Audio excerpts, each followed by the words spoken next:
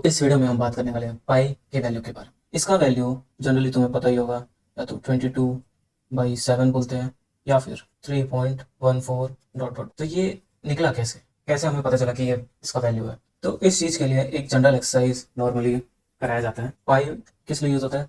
Circle के parameters या फिर एरिया निकालने के लिए। तो उसी से रिलेटेड एक एक्सरसाइज है जो अभी मैं बताने वाला हूँ तुम्हें, जिससे पाई का वैल्यू निकाला गया हो सकता है पहली बार। बाकी इसके ओरिजिन के बारे में अगर तुम चाहो तो कमेंट करना, किसी और वीडियो में हम बात करेंगे। तो वो एक्सरसाइज में एक सर्कल हम ड्रॉ करेंगे of a radius R, parameter of circle या फिर सर्कमफेरेंस बोलते हैं।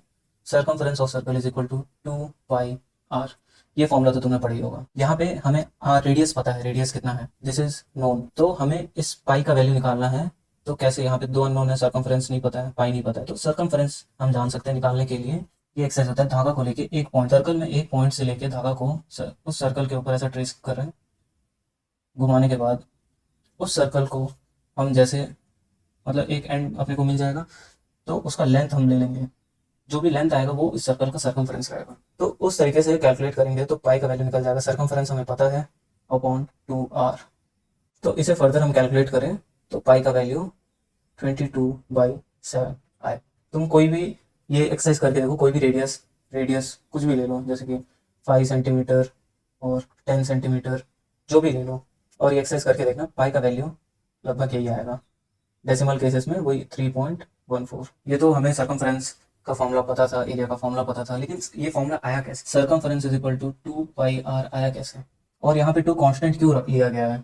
डायरेक्ट ये होल वैल्यू को कांस्टेंट और वेरिएबल को मिक्स करके एक वेरिएबल ले सकते थे, कुछ भी एक्स या फिर अल्फा, कुछ भी। 2π क्यों है? तो इसका एक एक्सप्लेनेशन हो सकता है कि या तो ये 2π भी हो सकता है या फिर ये पाई इंटू 2r भी हो सकता है, और is equal to pi D, जो सर्कमफ्रेंस का एक और फॉर्मूला है।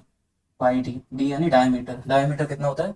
रेडियस का 2 गुना। सर्कल में इसको रेडियस बोलते हैं और ये पूरे को डायमीटर बोलते हैं। तो पाई डी ऐसा हो सकता है, लेकिन मैक्सिमम चांस है कि सर्कमफ्रेंस के फॉर्मूले में 2π के साथ है, आर के साथ। जो भी सर्कमफ्रेंस का फॉर्मूला है उसका रिलेशन रेडियस से ही निकाला गया है, डायमीटर से नहीं। ये पाई के बारे में मैं आगे किसी वीडियो में बताऊंगा।